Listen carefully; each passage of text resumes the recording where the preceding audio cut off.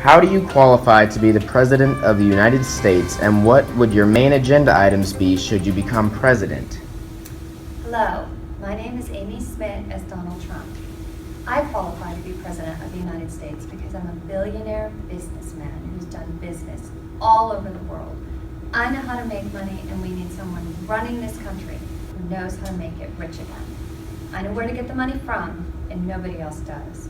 I don't mean to be braggadocious, but I've made billions and billions of dollars. I'm really, really rich. I'm personally paying all of my campaign costs too, so I only answer to myself and to the people. I don't need anybody's money. I'll use my own money. I'm not using the lobbyists. I'm not using the donors. I don't care. I'm really rich. People say, Mr. Trump, you're not a nice person, but actually I am. For example, while Bette Midler is an extremely unattractive woman, I refuse to say that because I always insist on being politically correct. So there you have it. I'm nice, I'm honest, and I know what I'm doing. I'm your man. I'm going to bring about the change that this country needs to make America great again. Vote for me. First and foremost, I would tackle the problem of immigration reform. We don't need illegal immigration. I don't want it, and I always get what I want. A nation without borders is not a nation. We need a wall on our southern side. I'm a billionaire who builds great buildings all over the world, so I can build a wall to keep out illegal immigrants. It'll be a big, beautiful, powerful wall. Nobody builds them better than me, and I build them very inexpensively. We'll have a great wall. We'll call it the Great Wall of Trump. It can have a gate, it can have a door. We'll let people in legally. We need to stop illegal immigration. When Mexico sends its people, they're not sending their best. They're sending people that have lots of problems. They're bringing drugs, they're bringing crime, they're rapists. I hear we want to bring in 200,000 Syrians. They could be, listen, they could be ISIS. I'm putting the people on notice that are coming here from Syria as part of this mass migration, that if I win, they're going back. Second, we need health care reform. We need to repeal the Affordable Care Act and replace it with something terrific. I'll make sure that everyone in the country has health insurance, and we'll do it in a way that lowers the rates for most Americans. With Obamacare, you have to get hit by a tractor, literally a tractor, before it is worth anything because the deductibles are so high. It's virtually useless. It's a disaster. We have a $5 billion website in healthcare.gov. I have so many websites, I hire people. They do a website. It costs me $3. I'm going to bring about the change we need. We're going to make America great again. Thank you. Hello, my name is Julia Chatfield as Ben Carson. I, Ben Carson, know that there are many other candidates that think that they are best suited for president like myself. The difference that I have is the vision that I have for this nation. Let me use a parable of me separating the twins back in 1987. I will work no matter how long it takes to make this country right, and to see every citizen have equal rights, whether it's the unborn children that don't have the decision to live or die, or children in poverty that need schooling, or people that have been ran over by our twisted system of healthcare. Those twins did not know what life was until they were finally liberated from what they were born into. I, too, was born into a lifestyle that was not in my control, that of which was poverty. I cannot stand poverty. The only thing that freed me from poverty was the persistence of education and not wanting to stop devouring knowledge. Back in the age of slavery, slave owners didn't want their slaves to be able to read. Why is that? Because education liberates. I gained education because of my mother, who didn't have but a third-grade education herself. Education made it possible for me to find my way to college to start my life. And alongside with God, I was able to find myself with a passion for medicine and helping people. We need to enforce the importance of educating our people in all aspects of their lives, such as schooling for general studies and degrees, taxation, and federal issues. Having knowledge has made myself a better person when it comes to my relationships with other people.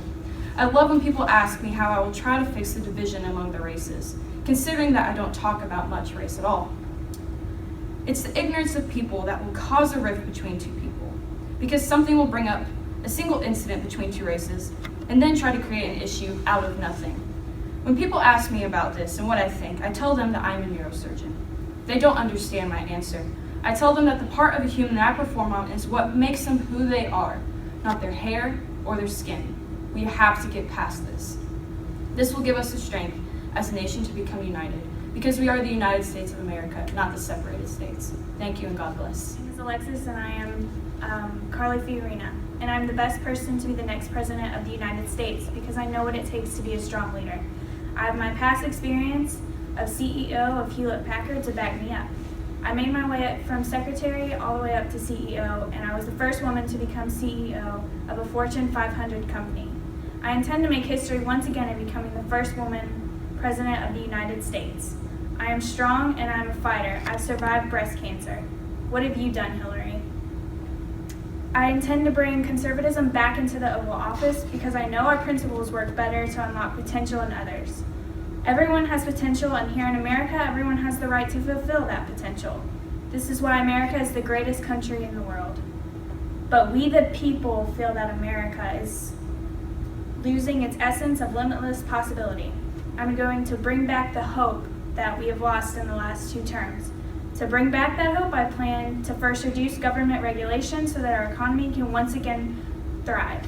To continue with economic growth, I will lower tax rates, close loopholes that mostly benefit the wealthy, and cut the pay of federal workers so that they will be paid based on their performance and compensation to this country. I believe that minimum wage should be in the interest of the states rather than the federal government. This will ensure that your pay will be based on your location and the economy of your location. With that being said, the minimum wage will be kept so that wages cannot be too high or too low. The higher the wages, the more attraction we have of immigrants coming to the United States illegally to make more money. To also help prevent illegal immigration, I promise to have better border security. I support the DREAM Act, but I do not support those who have come illegally and who have stayed illegally. This will help to regulate the amount of drug trafficking that goes on between the U.S. and Mexico as well. I'm not naive. I know that this will always be an issue, and we should not punish those who abuse the drug, but we should help them. Drug addiction should not be criminalized. We should be helping those who abuse hard drugs. However, marijuana is not something I support. However, I do support the states' rights and their freedom to make their own laws about marijuana. In relation to health, I will reform healthcare and be done with the ACA because it is very deeply flawed. I will establish a federally subsidized but state-run program that will help those that are truly needy. I also stand that the government should not decide on paid maternity leave, but that it should stay within the businesses. As a businesswoman myself, I do believe this is what is best, and I do believe that people will make the right decision as business leaders. We need a leader for this country so that we will stop being taken advantage of by others. This is the best country in the nation. I know this because this is the only country where a woman can start as a secretary and make her way up to become CEO of a nationally recognized business. Let me be the leader of this beautiful nation. I am Carly, and I am for America. And have I mentioned how much I hate Hillary Clinton? My name is Dana Ryder as Ted Cruz. First of all, I would like to start off by saying that I did not threaten to shut down the government. Moving on. How do I qualify to be President of the United States? I'll start off by saying that 2 of the 68 amendments that I have offered have been adopted. I have introduced 25 bills this current season. That ranks me 18 out of 45 Republicans in the last Senate for most bills introduced. As a freshman senator, I have had more legislation passed in the Senate than all but a handful of Republicans. Now, I know this is only 2 bills, but the statement is still accurate. I don't know about the rest of you, but I believe this country needs new ideas and laws being set into stone for the betterment of the lives of the people of this great nation. In April of 2014, I sponsored a piece of legislation that was passed by the House, the Senate, and was signed by Barack Obama after being introduced only 2 weeks prior. The bill put into law is designed to prevent representatives to the United States who are believed to be spies or terrorists from entering the country. As you all know, the bulk of the bills I have introduced have been mainly focused on crime and law enforcement, civil rights and liberties, and international affairs. This is because I know that this country needs better security to defend themselves in the possibility of a terroristic threat or another act of terroristic violence. 217 out of the 213 floor speeches given by myself over the course of the 113th Constitutional Congress ranked me as the 5th most active Senate floor speaker. It is here that I distinguish myself in American government. In my time, I once spoke on the floor of the Senate for 21 hours during the 2013 showdown over Obamacare. This act of passion about what I know is right for this country shows my dedication to the American people and to this great nation. Filibustering for the death of a very unnecessary Obamacare Act had absolutely nothing to do with the 17-day government shutdown, although some would like to argue otherwise. I served as Senator of Texas since 2013, and I have done a damn good job. I mean, my senator's account on Twitter has 400,000 followers. My presidential candidate Twitter account is fast approaching that number. My accounts receive retweet averages of 470 per tweet. Other United States senators only have around 160. If that statistic doesn't speak wonders, I don't know what will. If I were to become President of the United States, let me tell you about my first day in office. I plan to rescind every illegal and unconstitutional executive action taken by Barack Obama. President Obama, throughout his presidency, has refused to enforce long-established United States immigration laws. For example, more than 300,000 captured illegal aliens had been processed and were awaiting deportation. But incredibly, Obama stopped these deportations by ordering the United States Border Patrol to release many of these illegal aliens in violation of law without explanation. Also, Congress rejected Obama's so-called DREAM Act, which would have granted permanent residency to many illegal aliens. So Obama enacted his own version of the DREAM Act by executive order, thus directly defying Congress. According to Obama's executive order, illegal aliens can stay in America if they are under the age of 30, been in America for at least 5 years, and are enrolled in school or have graduated from high school, and have committed no felonies. This unconstitutional act and many more will be gone if I were to become president. The next thing I intend to do as President of the United States is to instruct the Department of Justice to open an investigation to these videos and prosecute Planned Parenthood for any criminal violations. These criminals need to be stopped. The next thing I intend to do will be to instruct the Department of Justice and the IRS to start prosecuting religious liberties. I then intend to cancel the Iran deal and finally move the United States Embassy from Israel to Jerusalem.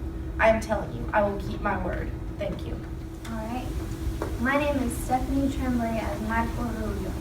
When I was elected to the United States Senate in 2010, I set a steadfast objective for myself while in office: to help bring the American dream back into reach of those who feel it's slipping away. That's the goal line I strive toward with my every effort, and it's the measure I use to keep score. The reason I'm so passionate about restoring the American dream is because I've lived it myself. My parents came to America from Cuba in 1956 and earned their way to the middle class working humble jobs. My father as a bartender in hotels and my mom as a maid, cashier, and retail clerk. By their loving and powerful example, I learned the importance of work and family and developed that belief that all things are possible in America. I've spent most of my life in West Miami and live there today with my wife Jeanette and our 4 children. One of the reasons I love the South Florida community so much is the incredible diversity of people I count as my neighbors. There are those in the middle class, those striving to make it there, and those fortunate enough to have climbed beyond it.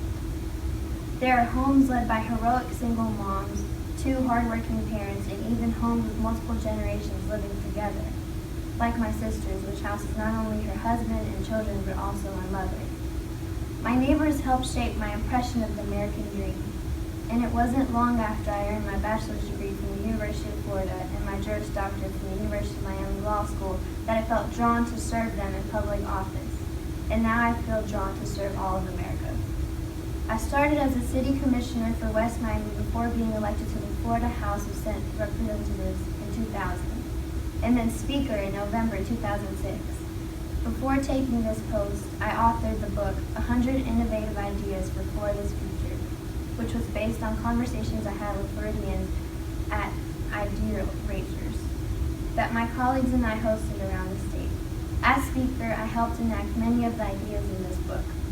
I was proud to be a champion for limited government at the state level, but after seeing the impact of our successes there, I wanted to take my ideas for conservative reform to where they are needed most, Washington, D.C. When I launched my campaign for the U.S. Senate in 2009, I was expected to lose big to my better funded and better known Republican primary opponent, Yet with come from behind victory, the people of Florida elected me on the promise of bringing conservatism to the United States Senate. Since arriving in Washington in January of 2011, that's exactly what I've done. I fought against the Washington establishment's big government vision for America, standing up to Obamacare and opposing budgets and encourage more debt at the expense of creation and lasting prosperity. With my placements on the Committee on Commerce, Science and Transportation, the Committee on Foreign Relations, the Select Committee on Intelligence, and the Committee on Small Business and Entrepreneurship, I've advocated for oversight and reforms to key government functions, vital measures to keep our people safe, and whenever necessary have served as check against President Obama's agenda. I haven't stopped there. I've also led a bold offensive to restore the American dream through 21st century conservative reforms. My ideas are based on the simple truth that the American economy has changed significantly in recent decades, and that our policies and institutions must change too if we are to access the possibilities of the 21st century. In order to achieve this, I will fight poverty by empowering states to empower their people. I will bring in affordable higher education within reach of every American. I will spark economic growth by capitalizing on innovation in the global economy. I will save Social Security and reform Medicare for the benefit of future generations. Finally, I will defend our people by revitalizing America's military strength. With the exciting possibilities of this century, I can't help but be an optimist. But to attain our potential tomorrow, there is work to be done today. That work is why I ran for office. I believe that with a smart, limited government approach, Americans can come together to revive this American dream, bring it into reach of more people than ever before, and usher in an American century even more brilliant and prosperous than the last. And we can do that as me as president. Thank you, and may God bless the United States. Eva Hink as Jeb Bush. Good evening. We're now months away from making a decision, the decision who will take command of our future again in this country. America is ready for somebody to actually govern. I qualify. I presided over the fourth largest economy in the nation, the state of Florida, which is as great and diverse as America itself. I won, and I was returned to office as governor in a politically dynamic state that has always trended Republican. Obama might have won Florida in 2012, but I for sure keep Florida red. And this has not changed with Donald Trump currently leading in my state. I trust in the people of Florida and all over this great nation that they will make the right decision to elect somebody who can bring this country back on the right track. I am your ideal conservative leader. I favor a pro-growth agenda of limited government and reducing taxes, but I also lead several environmental and educational alternatives. I'm pro the Second Amendment, and I'm the most pro-life governor in modern times. I can lead this country in regards to immigration. I am fluent in Spanish, and I have the availability to function as a bridge between the government and a growing Hispanic electorate. I'm also aware that my family's legacy star is rising again, given Obama's latest political quagmires. But this presidential era of myself, Jeb Bush, will be unique. And I know my mom is against it, but we all agree we need change in the White House. We all agree America deserves better. If you trust me to be your president, I will immediately start working to get this country back to economic growth. And the reason for this almost non-existent growth is Obama's tax code. With my Reform and Growth Act of 2017, I will ensure to lower taxes and simplify the tax code. I will eliminate loopholes in the code and enable tax cuts for everyone. I will cut corporate tax to make America competitive again in the world markets. Second, I want to repeal Obamacare. Obamacare is government takeover and the reason why Americans do not trust this government anymore. I want to promote innovation in the healthcare industry. I want to lower the healthcare costs through tax credits and cuts. And I'm going to return the power to the states and make it their own responsibility to create individual health insurance markets. Third, we need to strengthen America's immigration policy. We need to make a path for those who are already here in this country legally. But we need to require them to pass criminal background checks, pay their taxes, learn English, obtain a work permit, and actually work, and require no federal assistance. I know we can fix this because I have done it before. I will take nothing and no one for granted. I'm running with my heart, and I'm running to win. And I'm asking for your vote. Thank you, and God bless you. Mr. Trump, you have frequently attacked Mr. Bush in regards to immigration. Exactly. I suppose I have to thank you for not speaking Spanish today, Jeb, so I can actually understand you. Why, thank you, Donald. As you know, my lovely wife, Columba, she's actually Mexican, so I happen to be fluent in Spanish. I'm sorry. I know we cannot expect a broader cultural approach from you. You fail to acknowledge that we need to focus on all the people and not just the ones that fit your personal agenda, like the wealthy. Well, you know there are plenty of rich folks down in Florida. I like your state. I have some houses there. I actually wanted to bring you gambling, too. That would have never happened. Sure could have. Nope. Oh, No. yes. If I would have wanted gambling in Florida, there would be gambling in Florida. Trust me. I think you're confused on what actually happened. Are you sure it's only been 40 years since you used marijuana? Really, Donald? My mom is sitting right in the audience. I'm really sorry about that, Mom. Listen to your mom, Jeb. She doesn't want another one of the Bush brothers in the White House. You know what my brother did? He kept us safe. And your ridiculous accusations you made against him that he is responsible for the attacks on September 11 does not change this fact at all. The towers came down when your brother was in office, did they not? See? I'm really questioning Mr. Trump's intellectual capabilities here. This is pathetic. How can he even think for a brief second that this man can be trusted with somebody like Putin or the threat of ISIS? Yeah, Jeb. I see those ISIS fellas riding into America right now on a Trojan horse. You are weak on immigration. There is no way around it. You are just embarrassed that I'm leading in your state. Quit attacking me to get your numbers up. You just don't know what you're talking about, Donald. You know what? I'm going to deal with immigration your way.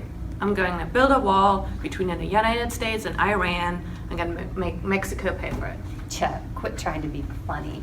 I get it. You're loyal to your brother. You feel like defending him. But like I said earlier, listen to your mother. We don't need another one of you guys in the White House. It's nothing against you personally. I like your energy today.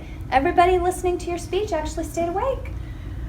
Donald, I think maybe they're just waiting for you to pay to come off. It seems really out of place. Did you do something else with your hair today? Did you get a new toupee? Looks a shade darker today. Oh, it's mine. It's mine. It's not bad, right? I actually have a hairline, see? All right. That's enough. Ms. Fiorina, you and Senator Rubio have a lot in common when it comes to your views. How are you more qualified for this presidency? Well, number one, I don't have a stuttering problem. And I also have both business and experience in the political world, which go hand in hand. You're funny, but as I recall, you lost the California Senate election in 2010. Only because of my views on marijuana. Well, yeah, that's why. You may be in the House of Reps or in the Senate of Florida or whatever you are, but what do you have to back you up in the business world? I think you're letting this CEO thing get to your head. At least I focus on actual issues of the country rather than avoiding the point of this whole race. What are you going to do for the country besides speak Spanish to us? All right, so Senator Rubio, can you tell us your views on abortion and how they contrast to Ms. Fiorina? Okay. I understand that Ms. Fiorina advocates for the incest or rape exception. However, I have never advocated for that. I believe a human being is entitled to life, irrespective of the circumstances in which that human being was conceived and so forth. Well, how is it the mother's fault if she gets raped or incest is being, why would you want a baby from incest and why would you want that baby to go through that when it's born and knowing that? Once again, I believe a human being is entitled to life, irrespective of the circumstances. So you're just going to avoid my question. Okay. I've answered the question. Ted Cruz, how do you feel about Dr. Ben Carson? First off, let me start by saying that Ben Carson has never held any type of executive office whatsoever. America does not want experimentation. We need a president who has had experience and can handle any job that is thrown at them.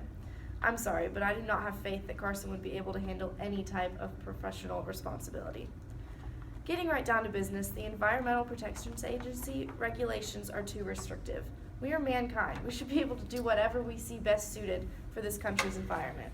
Carson, on the other hand, believes that these regulations put on us as American people are necessary. What happened to our freedom, Doctor? A stricter punishment is necessary to reduce crime. If criminals are punished severely for their bad actions that is showcased to other Americans, then it will greatly reduce the crime rate because showing people the potential punishment will hopefully outweigh the not yet committed crime. I would love to hear Ben Carson's view on how stricter punishment will not reduce the crime rate. Now, let me ask you this. How is America supposed to handle foreign engagements if Ben Carson becomes president and agrees that it is appropriate to avoid all foreign engagements? America needs a president who is not afraid to handle all foreign affairs and stick up for this great nation no matter what. If this is what you believe America needs, Ben Carson is not your next president. Dr. Carson, do you have a response? Ted Cruz, you say how you want to help the people have a voice because they don't have one, yet you are so against them. You're opposed of raising the taxes on the wealthy. People are for that. You're opposed of gun control. People is for this. And you're against spending on Medicare and Social Security. And the public is opposed to that as well. Another topic I would like to be enlightened on. Ted Cruz doesn't believe that we have global warming. Interesting. Maybe it's because in Canada where he was born, he maybe didn't see much activity of global warming. But let me just go off of that. Born in Canada and still able to run for president, it's because of his friends that wrote in the Harvard Law Review that covered him. Good job. It's also quite humorous that you told a story about your funding. You told your wife how you should take your $1.2 million that you saved up and put it all into your campaign. And yet she agreed, no hesitation. This is what you told the public. Yet your wife doesn't agree with that statement and actually told the press. In fact, she said the complete opposite. The only way that she would want all of your money into this campaign is if it were a win-lose situation. Maybe, Ted, you should take more advice from your wife. Because as a man of faith, I can see that even though you stated that it was him who brought you to this campaign, you do not truly fall out actions as a man of God. Tell the truth, you say, but God forbid you have to be honest with yourself. Ben Carson.